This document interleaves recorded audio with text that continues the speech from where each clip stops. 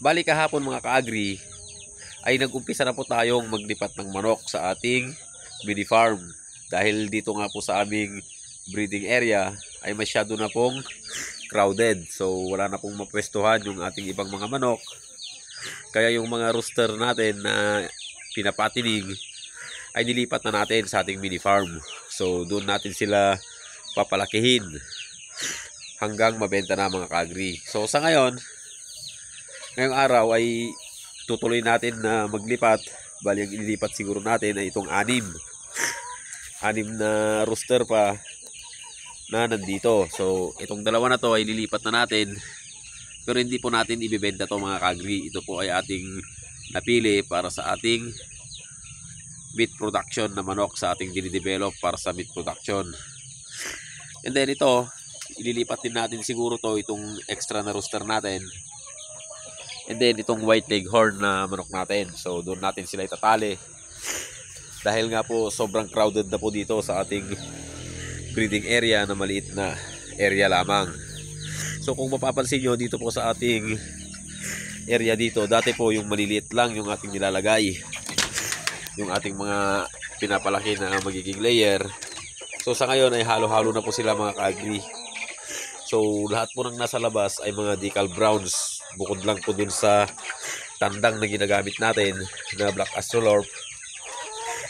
And then itong mga pinapalaki rin natin dito ng mga inahin, meron din tayong iniwan dito na isang lalaki para sa meat production din natin na ano. Then dito mga ka-agri ay isasama na rin natin to mamaya. Ilalagay na rin natin sila dito para naman maayos itong area natin dahil nga po sa sobrang crowded na. So ginawa muna natin paitlogan nila, pansamantala ay ito muna mga ka-agri. Bali may nangitlog na kanina, so ayan, mayroon na naman tayong bagong itlog na i-collect mamaya. And then nag-stop muna tayo sa ating pag-incubate mga ka-agri ng ating mga decal browns dahil nga po sa i-maintain muna natin itong ating bilang ng manok, dahil nga po sa susunod na taon ay baka gagawa tayo ng mas malaking kulungan doon sa ating pangalawang area, dahil gusto natin pag naglipat tayo doon ng ating mga manok mga ka-agri ay dapat ay maayos na po yung kanilang pabahay. So mga ganito kalaki rin siguro at may sidings para pag umuulan ay hindi natin sila papalabasin. And then dito mga ka-agri ay yung ating mga black astrolorp. So ito muna yung gusto kong paramihin ngayon sa ating mga layer, dahil parang gusto ko pagka sa mga susunod na taon mga ka-agri ay puro black ang ating manok na paitlugin. And then magpapalabas pa rin tayo ng decal browns, pero hiwalay na siguro mga ka-agri. So pero sa ngayon ay i-maintain muna natin dahil nga sa gusto natin maayos lahat bago tayo maglipat sa ating area. And then itong ibang rooster natin dito mamaya ay ililipat din natin.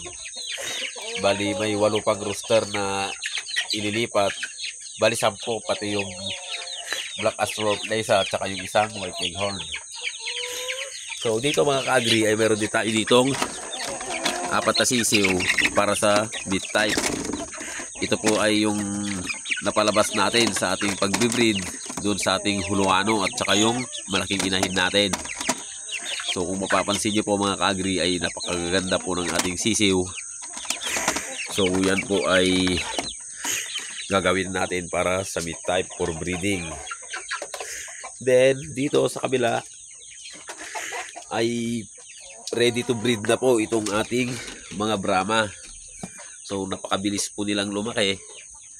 So parang kailan lang nabili natin, sisiw lang po yung mga to mga ka-agri. So ito po yung isa sa priority na paparamihin natin ngayon. Bali gaganda po nila mga ka-agri. So ang problema pala dito sa ating mga Brahma mga ka-agri, kahit na ready to breed na sila, ay silipon po yung kanilang rooster.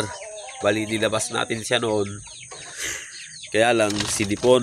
So sa ngayon ay ginagamot natin para gumaling. Sana nga gumaling pa itong mga ka-agri dahil sobrang laki ng pinayat niya. And then Baka nga may ano to mga kagri, isang linggo ay gagaling na to. So mahina siyang kumain mga kagri. So pupurgahin natin pag medyo lumakas-lakas na siya.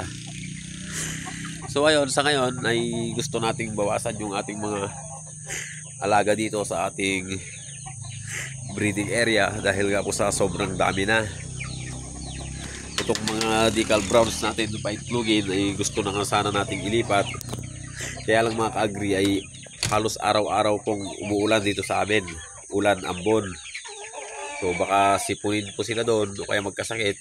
Kaya dito na lang muna sila. Yung mga inakyat naman natin sa ating mini farm mga kaagri ay ikukulong lang po natin sila kasi mga patining naman. Kaya ikukulong natin sila hanggang ma-dispose. Pero yung iba, ready to dispose na po itong mga to. Mga umaabot na to ng 1.5 kilo. So pwede na po siyang i-dispose. So titingnan natin pag pinost namin sa aming social media, baka bibilihin na po yung mga yan mga kaagri. So sa ngayon ay magbabawas tayo ng ating mga manok. Dito ililipat natin para naman para lumuwag itong ating breeding area. So puntahan naman natin ngayon yung aming production sa aming mga meat type. So ito, bali binabarin natin yung ating 3 kambing na malapit ng mga anak. So nandito po sila. Dito muna natin sila ilalagay hanggang makapanganak para malagaan natin ng mabuti. And then mayroon din tayo ditong mga susunod na mga sisiw. So mag-iisang buwan na rin po yung mga to. So pipilian pa rin natin to ng mga inahin para sa ating layers. So dito na po tayo sa aming area ng meat type production. So ayan po yung ating mga manok na dinidevelop para sa ating meat production. So kuloano po ang ating rooster dito dahil napakaganda po at kahit na maliit siya tignan pero pag hinawakan mo ay napakalaki ng kanyang katawan. Then nag-start na rin pong mangitlog itong ating pure na huluano na inahin. And then itong isang inahin natin ay parang nangingitlog na naman po.